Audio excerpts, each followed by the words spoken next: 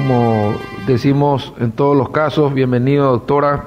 El señor Alberto le va a estar mostrando el cumplimiento del plazo para que usted pueda redondear su presentación dentro de lo establecido en el reglamento. Tiene usted el uso de la palabra. Muchas gracias.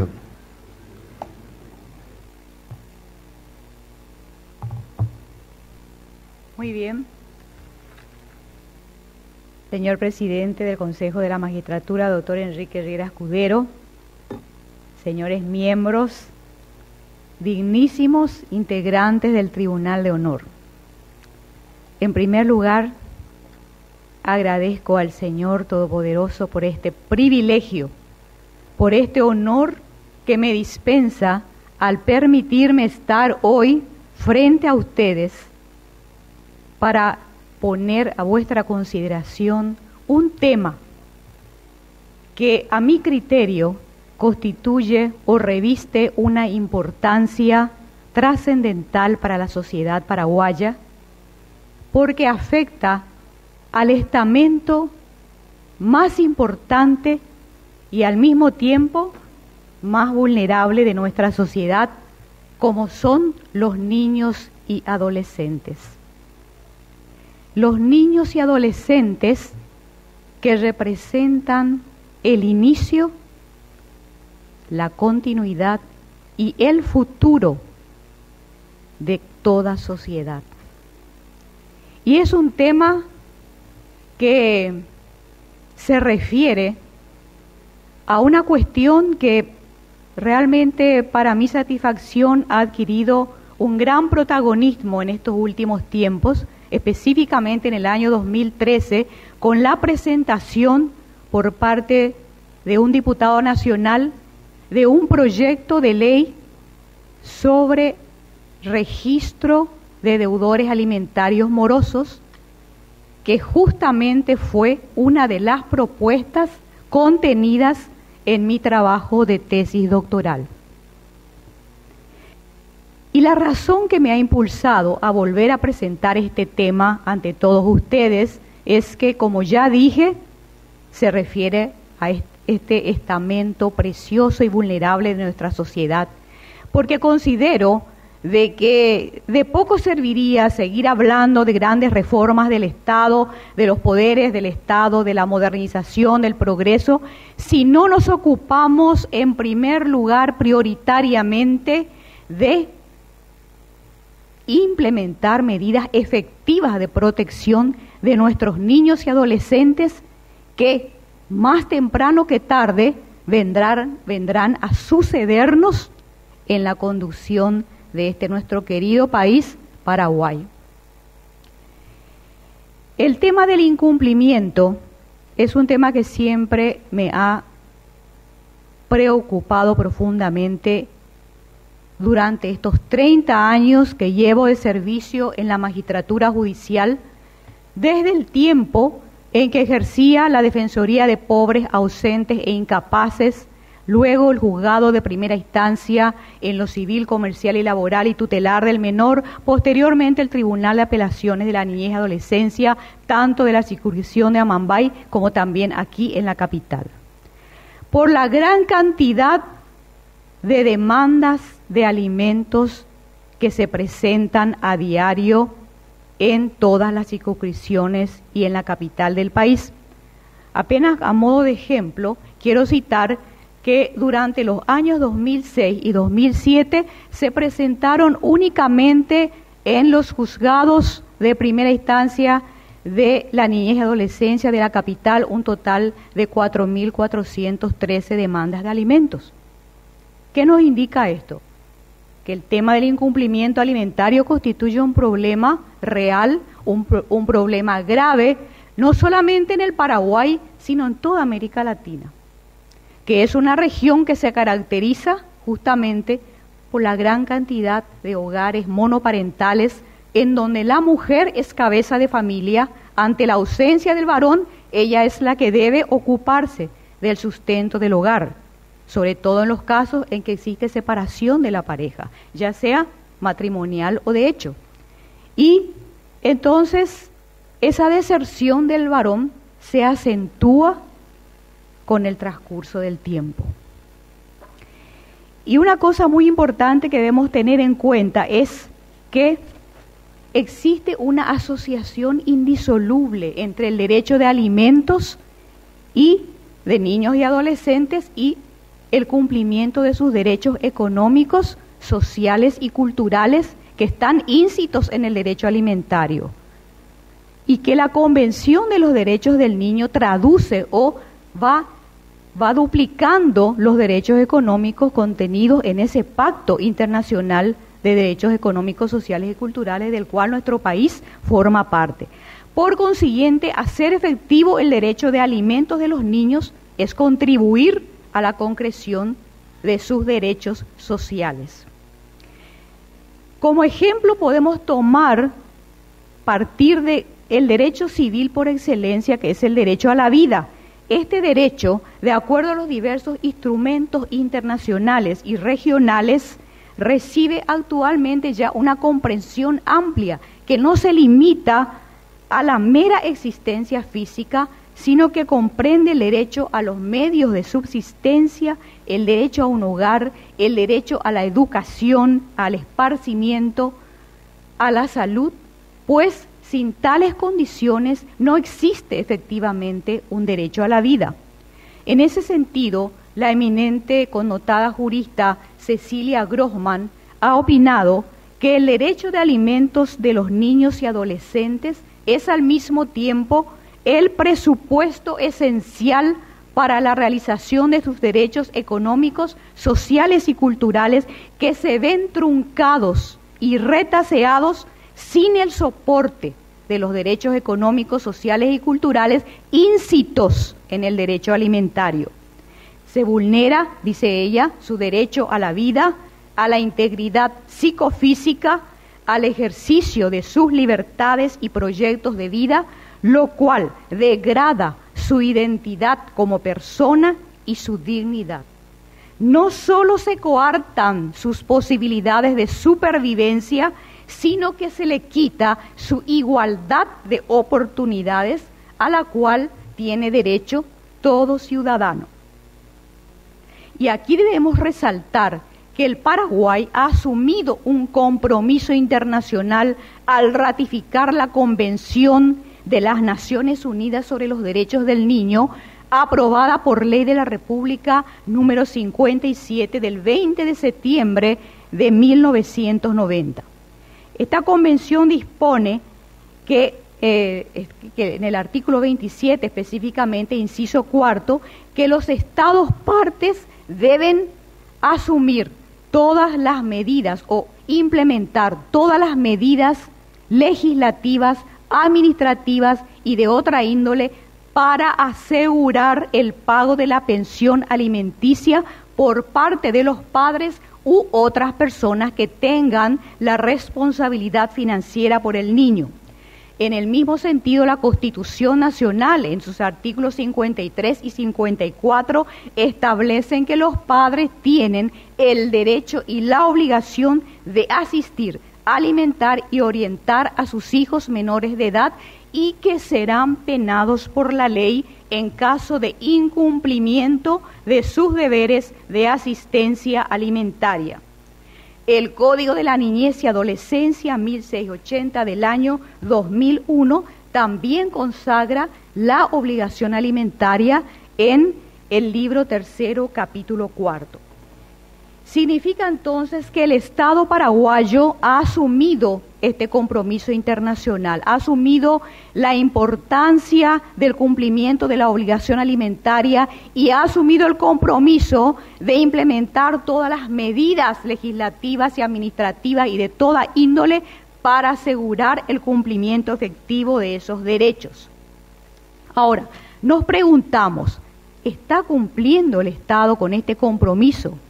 La respuesta es que el Paraguay aún no ha cumplido a cabalidad con los compromisos asumidos en la Convención.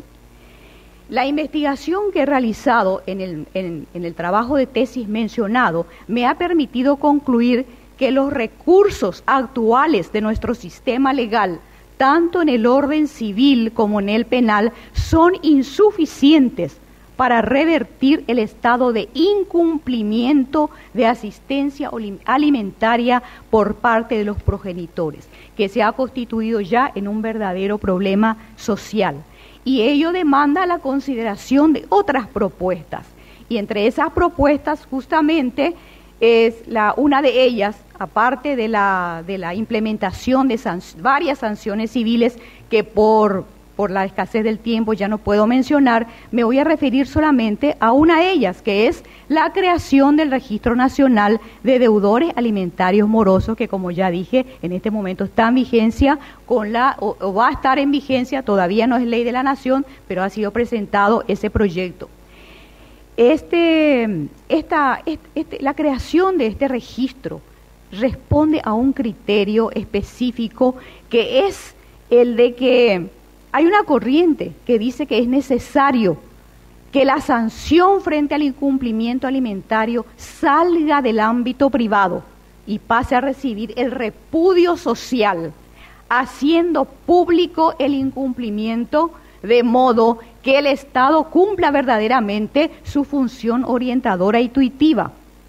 La función de este organismo consistirá en formar y mantener una base de datos en los que se asiente un listado de las personas físicas que adeuden total o parcialmente 3 cuotas alimentarias consecutivas o 5 alternadas, fijadas o homologadas por sentencia firme, así como expedir certificados ante requerimiento simple de personas físicas o jurídicas, públicas o privadas. También este organismo se convierte en un agente transmisor de la información registral a otros organismos, ya que será de su competencia oficiar a las dependencias responsables de la expedición del registro de conductor o renovación del registro, con el objetivo de prohibir la entrega del carnet al deudor alimentario moroso, salvo en los casos en que ese registro se solicite justamente para sus labores cotidianas, como es en el caso de los taxistas, los fleteros, etc. También será de su competencia evacuar los informes que los bancos y entidades financieras estarán obligados a solicitar, so pena de aplicárseles una sanción pecuniaria como requisito previo a la apertura de cuentas corrientes, cajas de ahorros, otorgamiento de créditos y tarjetas de créditos, entre otras operaciones financieras o comerciales. También este registro deberá expedir el certificado de no adeudar crédito alimentario, que los escribanos estarán obligados a solicitar antes de realizar escrituras que instrumenten actos de disposición o constitución de derechos reales bajo sanción de nulidad de esas escrituras. Los proveedores y contratistas del Estado, como condición para su inscripción como tales, también deben presentar el certificado de no ser deudores alimentarios, y en el caso de personas jurídicas, todos sus directivos y componentes de esa sociedad también deben tener el certificado para inscribirse como proveedores del Estado. El Consejo de la Magistratura debe requerir la verificación expedida por este registro para poder dar curso a la solicitud de personas que tengan interés en ser magistrados, defensores públicos o agentes fiscales. Ahora, la inscripción de este registro o la baja del mismo debe hacerse por orden judicial de oficio o a petición de parte. Y la inscripción persistirá hasta que se satisfagan las cuotas incumplidas. Realmente, esta ley que proponemos, si bien muestra una considerable invasión en el ámbito privado del ejercicio de una acción del Estado de familia, como son los alimentos, indudablemente, se justifica, a mi criterio, por el interés social involucrado. La conciencia pública y administrativa de requerir los antecedentes para garantizar la honestidad y capacidad patrimonial de una persona también se relaciona con el cumplimiento de sus deberes como padre o madre de niños y adolescentes.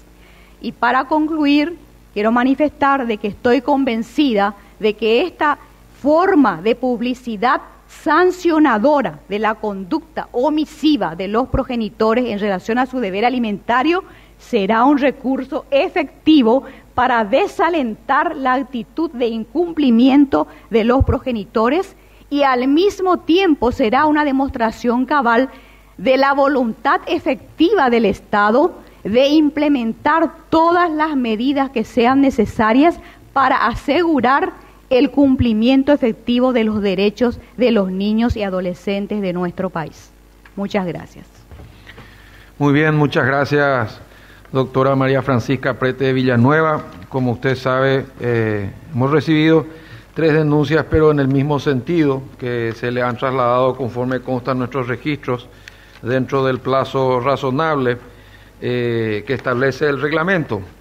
En todas ellas hace mención al mismo tema que por lo visto a la ciudadanía le preocupa mucho, que es el tema del nepotismo. Si usted me permite, doctora, para que el Pleno tome conocimiento y la ciudadanía también de qué se trata, le leo brevemente las 3, porque son 3 denunciantes diferentes, para que todos sientan que sus denuncias llegaron a destino y usted hará los descargos que considere correspondientes.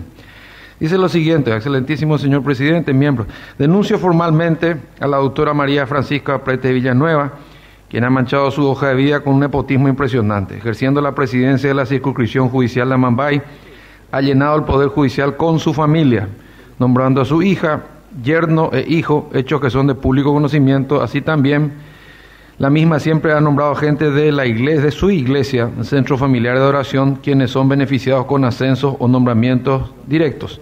Si actúa de esta manera, siendo camarista, ¿cómo sería como ministra? Hay otra que tiene el mismo tenor, pero se dirige a usted por deshonestidad, arbitrariedad, nepotismo, cohecho, mal desempeño, pero en este caso particular no adosa ningún documento, por lo cual nosotros no le transferimos. Estos son correos electrónicos, pero dice también en el mismo sentido que pertenece al Centro Familiar de Oración y que la mayoría de los juicios donde la misma debe propinar tiene votos favorables y peticionan abogados vinculados a esta orden religiosa o a esta iglesia, ¿verdad? Aparte de eso, el Poder Judicial del Pedro Juan está repleto de gente de su religión, con lo que favorece otra vez con nombramientos y ascensos. Y por último dice que es otra ciudadana, presumo de la zona, dice que es la mayor representante del nepotismo institucional del Poder Judicial, hijo, hija, yerno en altos cargos y con jugosos sueldos, más una que va a pelear por sus intereses si llegara a la Corte. Como ve, doctora, una del dos denuncias del 2 de febrero, otras del 9, entraron dentro del término copia de estos mails, que es lo que tenemos, le hemos transferido y nos parecería razonable que usted tenga la oportunidad pública de hacer también sus descargos. Gracias, doctora. Sí, con mucho gusto, señor presidente. Voy a aclarar estos puntos. En primer lugar, aclaro que tengo una hija dentro del Poder Judicial, de nombre Paloma Montserrat Villanueva Prete. Ella es dactilógrafa de un juzgado de primera instancia en lo civil, comercial y laboral del segundo turno de nuestra circunscripción. Esta joven estudiante del 6º curso de Derecho ha ingresado al Poder Judicial no durante mi presidencia, que fue en el año 2014 que estuve ejerciendo la presidencia de la circunscripción. Esta joven, hija mía, ingresó cumpliendo con los requisitos que se requieren para los nombramientos en la circunscripción de Amambay. En primer lugar, ella fue nombrada como practicante en el año 2010, luego rindió el examen psicotécnico exigido por la Dirección de Recursos Humanos de la Corte y fue nombrada como dactilógrafa en el año 2013. Acá tengo el número de resolución. En fecha 8 de julio del 2013, ella fue nombrada dactilógrafa bajo la presidencia del abogado Marcial Núñez Escobar, miembro del Tribunal de Apelaciones en lo civil, comercial y laboral de nuestra circunscripción. Entonces, es una persona que ha cumplido los requisitos como cualquier otro joven estudiante de los muchos que ingresan como practicantes y luego son nombrados en el cargo más inferior, que es el dactilógrafo, tanto estudiantes de la Universidad Nacional, la Católica y de otras universidades. Eso es con respecto a mi hija Paloma Montserrat. Con respecto a las otras dos personas nombradas, realmente me sorprende que aleguen de que ellos están dentro del Poder Judicial, porque ellos son funcionarios del Ministerio de la Defensa Pública. En el caso de mi hijo David Wilfrido Villanueva, él es defensor público y ingresó a ese cargo por concurso de méritos y aptitudes ante el Consejo de la Magistratura. Y la ley que reprime el nepotismo en la función pública, sabemos que expresamente declara que están exentos de su regulación todos los funcionarios que han ingresado a través de concursos de méritos y aptitudes. Por lo tanto, su nombramiento no compete ni es responsabilidad de quien les habla. En el caso mencionado también en la denuncia de mi yerno, Pablo Ayala, él se desempeña como médico forense también del Ministerio de la Defensa Pública. Ingresó a esa institución a través de una convocatoria que hizo la Defensoría Pública, llamando y convocando a médicos que tuvieran interés en desempeñarse como médicos forenses. Fue en el transcurso del año 2014 y este médico, este joven, fue seleccionado y actualmente se desempeña en este cargo. Esto es lo que yo puedo aclarar, porque sabemos que el Ministerio de la Defensa Pública es totalmente independiente del Poder Judicial, tiene autarquía funcional y presupuestaria. Por lo tanto, los nombramientos o los accesos de personas de la familia de un magistrado que se presentan a concursos para ingresar a trabajar en otros estamentos del Estado no es responsabilidad ni puede tener ninguna vinculación con el magistrado, que es mi caso particular con respecto a estas dos últimas personas. Es lo que yo puedo aclarar, señor presidente, y con respecto al aspecto religioso, es algo que realmente falta absolutamente a la verdad. Y de eso son testigos, acá está el doctor Grance, la administradora de la circunscripción de Amambay, de que en el Poder Judicial no existen personas que concurren a la iglesia donde yo efectivamente me congrego y pertenezco a la Iglesia Centro Familiar de Adoración. La libertad de cultos está garantizada en nuestra Constitución Nacional, que inclusive dispone que ninguna persona puede ser molestada o indagada o obligada a declarar por razón de sus creencias religiosas.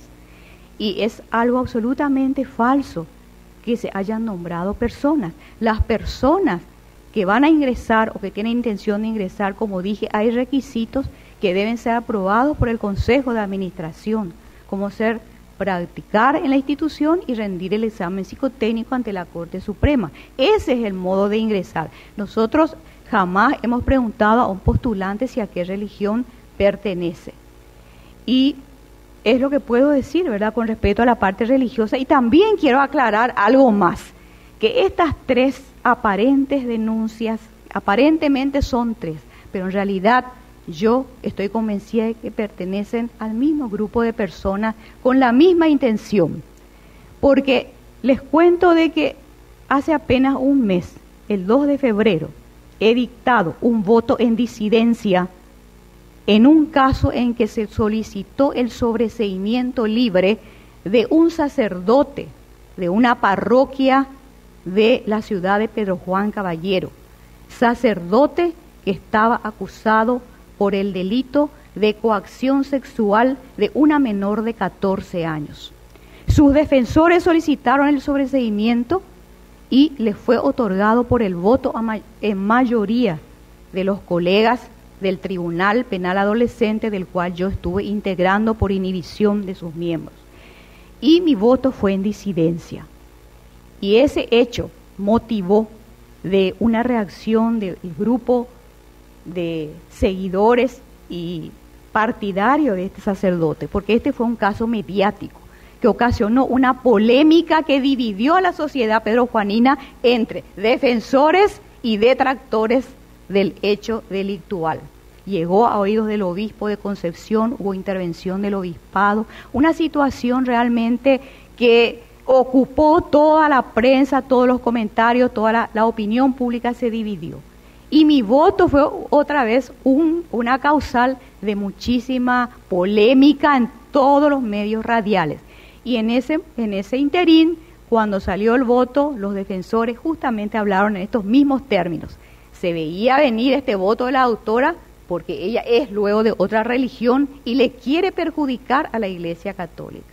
Y mi voto, señores, en todos los casos, no solamente en estos, están guiados exclusivamente por el juramento que he hecho al momento de asumir la magistratura judicial en el año 1992, de observar una imparcialidad irreductible en todo lo que yo haga, en todos los juzgamientos, de ser una jueza justa e imparcial, como es mi obligación y como es el mandamiento del Señor, que dice que el juez no tiene que recibir cohecho, que el juez no tiene que hacer acepción entre ricos y pobres, no tiene que hacer acepción de personas. Y como cristiana practicante que soy, me guío también y sobre todo por las palabras contenidas en la Sagrada Escritura, los valores éticos y morales de nuestro Dios, que es común a todos los que practicamos el cristianismo, es lo que guía mis pasos y, como dije, el juramento que he hecho de cumplir acabadamente la Constitución y las leyes nacionales. Gracias, doctora, y con el mayor de los respetos le pido la mayor brevedad posible.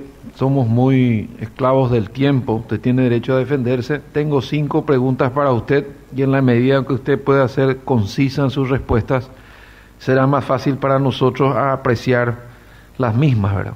El Tribunal de Honor le consulta.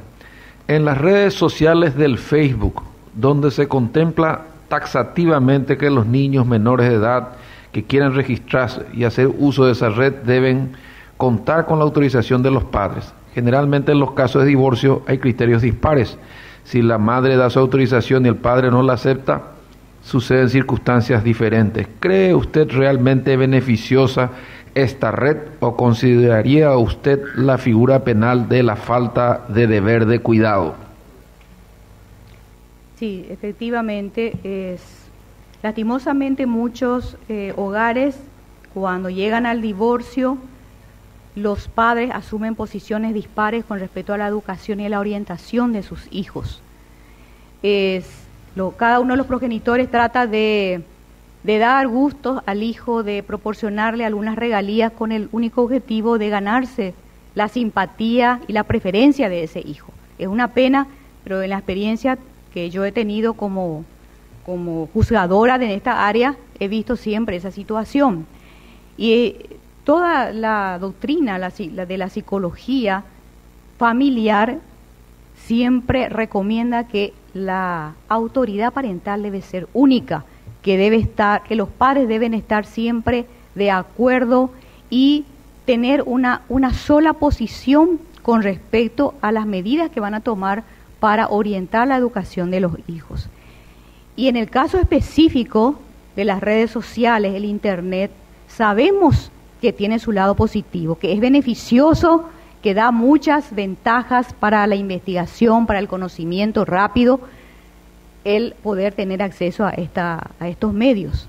Pero en el caso de los niños y adolescentes tiene que ser realizado bajo una estricta vigilancia de los progenitores, que tienen que ponerse de acuerdo en los horarios y la forma en que van a permitir a sus hijos acceder a este universo llamado Internet, que por un lado es beneficioso, pero por otro lado están acechando en ese universo muchísimos peligros para los niños y adolescentes. Entonces, yo considero que sí, que si los padres omiten ese deber de estricta vigilancia del ingreso de sus hijos a Internet, ellos están transgrediendo el deber de cuidado y educación que tiene toda persona a cuya autoridad está sometida un niño o un adolescente, y que con esa omisión, con esa negligencia, causan de que este niño esté expuesto a peligros que afecten su desarrollo integral. Por eso el Código Penal lo tipifica como una figura delictual, la omisión de cuidado de personas que tengan a su cargo otros y que ocasionen o lo expongan a un peligro, incluso castigando con pena de hasta 3 años de penitenciaría. Muchas gracias, doctora, pidiéndole nuevamente disculpas y rogándole la máxima precisión posible. El Consejo también me pide que le aclare que el sentido de la denuncia que recibió no estaba orientado a poner en duda la libertad de culto garantizada por la Constitución, sino aquel temor ciudadano que existe, que cuando uno está involucrado en algún grupo religioso, económico, deportivo, acá se hablaba más de una vez de logias, que ello pueda afectar la imparcialidad por aquello que se conoce como tráfico de influencias. Pareciera ser que existe un compromiso más allá de su vinculación religiosa, que obviamente nadie pone en duda, y hecha esa aclaración que no necesita respuesta, me gustaría leerle las próximas preguntas del Tribunal de Honor, ¿verdad? ¿Podría definir brevemente en qué consiste la alienación parental? A su criterio, ¿constituye esto un tipo de maltrato infantil dañino para la salud mental de los niños? ¿Viola el derecho de los menores a tener relación con el otro progenitor? ¿Cree usted necesaria la implementación de la ley referente al síndrome de alienación parental en la República del Paraguay? Le ruego contestar en 3 partes. Si usted quiere le doy el papel y lo lee, si no le voy leyendo una a una, como usted me diga. Me gustaría le leo la primera entonces. Sí. Hablamos ya del tema conocido que es la alienación parental, ¿verdad? La primera pregunta es, ¿constituye esto un tipo de maltrato infantil dañino para la salud mental de los niños? Bueno, yo creo que también tengo que definir lo que es la alienación parental, porque es una figura nueva con ese nombre, no es nueva en la situación, es lo que normalmente nosotros llamábamos antes de incumplimiento del régimen de relacionamiento de los padres, y se refiere a una serie de conductas que puede asumir un progenitor o un miembro de su familia que tiene a su cargo la convivencia de un niño y que adopta una conducta por la cual comienza a manipular la conciencia de ese niño para inducirlo a desarrollar un temor, un rechazo, un odio hacia el otro progenitor. Generalmente se presenta en casos de divorcios muy conflictivos en que los padres utilizan al niño como botín de guerra. Y esta situación produce en el niño comienza a manipular la conciencia del niño para que odie injustificadamente al otro progenitor, y comienza también este progenitor conviviente, que es el alienador, a obstaculizar o directamente interrumpir totalmente el relacionamiento de ese niño o adolescente con el progenitor no conviviente. Ahora, ¿es un tipo de maltrato infantil? Sí, es un maltrato psicológico infantil, porque es algo que produce en el niño secuelas graves, interfiere en su desarrollo psicológico, porque ese niño está comprobado que va a tener actitudes o comportamientos que van que se demuestran de esta manera. El niño va a comenzar a sufrir normalmente de depresión, comienza a tener problemas de relacionamiento, tiene desesperación, tiene sentimientos de culpabilidad, incluso algunos pueden llegar al suicidio. Entonces tenemos que catalogarlo como lo que es, ¿verdad? Es una figura que ahora ya está inserta en los diagnósticos de psiquiatría forense, pero con este nombre, ¿verdad? Este es un nombre nuevo, el síndrome de alienación parental.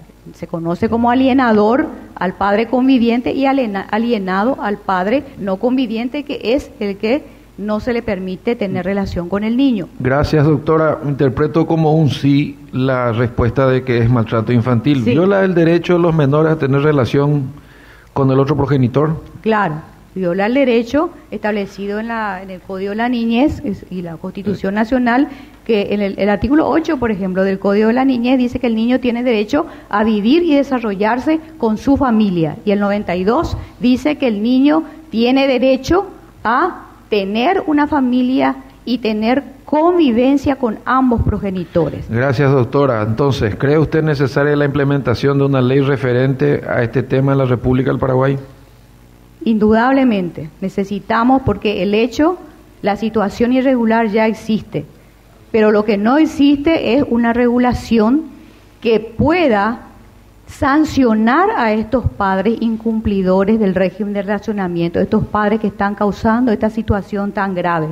No existe una norma que sancione, no existe un procedimiento específico jurisdiccional que autorice al juez a intervenir rápidamente para impedir que esta conducta del progenitor siga sucediéndose y continúe dañando al niño. Gracias, entonces nosotros, doctora. Necesitamos una regulación, así como tiene el Brasil, por ejemplo, de manera que esta regulación pueda establecer efectivamente o restablecer ese relacionamiento normal del niño con ambos progenitores. Gracias, doctora. ¿Cómo se implementaría el registro de alimentantes morosos? ¿Cuáles serían los efectos positivos que como resultado se lograría?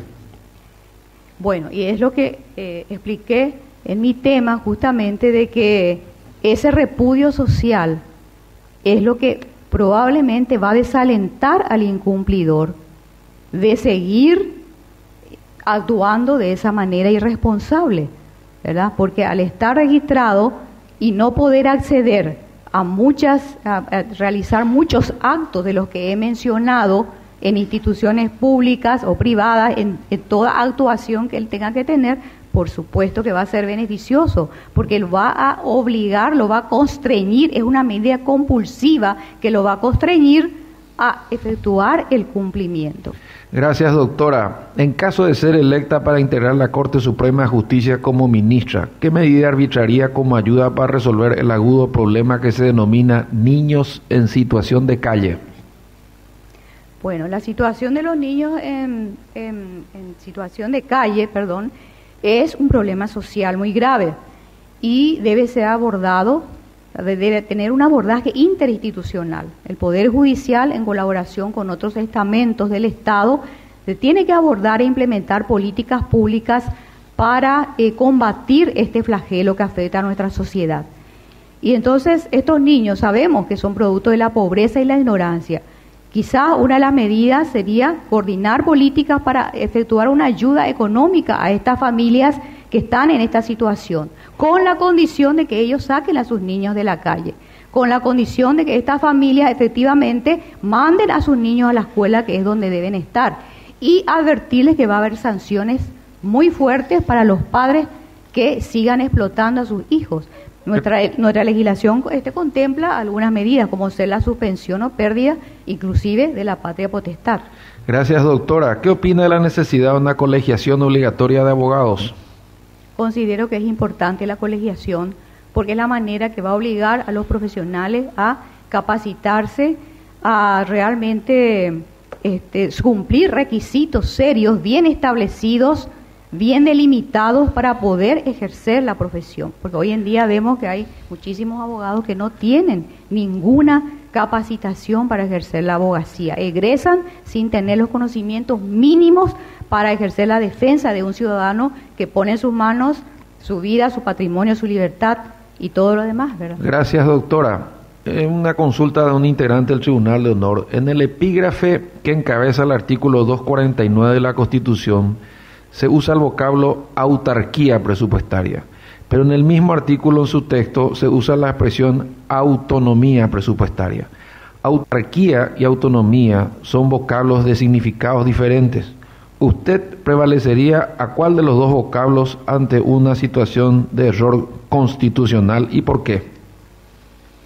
Yo pienso que la autonomía se refiere a la independencia funcional del Poder Judicial y la autarquía a la parte presupuestaria, y la autarquía es lo que permite la autonomía y la independencia del Poder Judicial, es una base porque el Poder Judicial debe contar con el presupuesto suficiente, que según la Constitución no debe ser menos del 3% del ingreso de la nación, para poder desarrollar su tarea eficazmente. La economía muchas veces es la base de un buen funcionamiento de cualquier estamento. Muy bien, muchas gracias, doctora. El doctor Evero Velar tiene una consulta para usted. Doctora, una problemática bastante acuciante también en el ámbito de niñez y adolescencia es el trámite bastante engorroso, si no eterno, de los juicios de adopciones. Si usted ocupara el cargo de ministra de la Corte Suprema de Justicia, ¿qué política de gestión intrainstitucional podría llevar adelante para hacer frente a esta realidad bastante denunciada hoy día por los profesionales del área? Yo creo que se debe hacer uso de la facultad de iniciativa legislativa que tiene la Corte Suprema para introducir modificaciones en esa ley de adopciones, porque realmente es excesivamente burocrática. Yo considero que se desalienta a las personas de bien interesadas en realizar este acto de amor que es la adopción de un niño que ha sido abandonado. La ley de adopción establece tiene requerimientos procesales, como dijo el doctor, demasiado largos, demasiado engorrosos, que desalientan a la mayoría de las personas y que inducen a cometer el delito de falsificación de estado civil de las personas. Normalmente nuestros ciudadanos prefieren ir a inscribir directamente en el registro civil a los niños, aún sabiendo que es un delito, ¿verdad? A consecuencia de los trámites engorrosísimos que implica el cumplimiento de la ley de adopciones. Una severidad exagerada existe con las personas interesadas en adoptar un niño. Eso debe modificarse. El doctor Velar le va a hacer una repregunta, doctora. Estamos de acuerdo, doctora. Justamente el tipo penal del incumplimiento del deber legal alimentario, a lo que se refirió, hoy cuando se violan las reglas de adopción, es un tipo penal también de acción pública. Y esa es justamente la pregunta. Si asume la iniciativa legislativa, que es lo que acaba de mencionar, ¿qué es lo que concretamente modificaría de la ley de adopciones? Y como dije, los trámites engorrosos, creo que es 2 años el seguimiento que hace el centro de adopciones a los padres nacionales, digamos, porque la internacional ya no se está haciendo, pero para la adopción nacional, el seguimiento que hace el centro de adopciones, a mi criterio, es exagerado, ¿verdad? Los requisitos que deben, a veces hasta son humillantes las situaciones por las que pasan los padres que quieren adoptar. Entonces, hay cuestiones así procesales o cuestiones dentro de ese procedimiento que está establecido que deben ser modificados. Doctora, en esta situación de la niñez nos podría arrastrar toda la mañana porque es un tema que nos duele a todos. Pero yo sí me gustaría hacerle una consulta, ¿verdad? Hay una corriente más actualizada que habla de la necesidad de desinstitucionalizar los niños. Si bien sacarlos de la calle, por decirlo de una manera un poco dura, y llevarlos a un hogar, abrigo, es una solución fácil. Todos sabemos que no reciben los cariños ni los estímulos que un niño necesita sobre todo en los primeros años. Por eso se ha iniciado un esfuerzo muy grande para las familias acogedoras, que son las que le brindan el cariño, el famoso amor con desapego, porque luego tiene que entregar a ese niño a quienes van a ser sus padres definitivos. ¿Qué opina usted al respecto? La institucionalización no es conveniente, eso está comprobado. El sistema que usted está indicando de las familias acogedoras en este momento es lo más conveniente en nuestro país. No tenemos todavía otras medidas como existen en otros países. Yo tuve la oportunidad de estar en Israel. Ellos tienen el sistema son institutos, pero están formados por familias. Sería así más o menos como las aldeas como OS, algo así, que tenemos las aldeas SOS. Ellos tienen familias que son pagadas por el Estado, compuestas de padre y madre e hijos, y esas familias son las que acogen a los niños y adolescentes. Los tienen y se desempeñan y desarrollan su vida y su actividad exactamente como una familia. Porque lo ideal es siempre buscar lo que más se asemeje al entorno familiar para dar contención y seguridad al desarrollo de ese niño adolescente. Las instituciones no están capacitadas para cumplir con ese rol familiar. Muchas gracias, doctora. Creo que el doctor Juan Ramón Buenojara le quiere dirigir la última pregunta antes de recibir al último postulante. Presidente, realmente quería hacer una pregunta sobre la corrupción en la jurisdicción del menor, que es sabido, ¿verdad? Pero lastimosamente, y respetando al que tiene que entrar, tendría 10 minutos nada más y te renuncia a mi pregunta, presidente. Gracias, doctor Juan Ramón Buenojara. Tiene el uso de la... queremos aprovechar para despedir a la doctora María Francisca Prete de Villanueva, como hacemos tradicionalmente, deseándole el mejor de los éxitos, agradeciéndole su participación y su presencia y despidiéndola con un fuerte aplauso. Muchas gracias.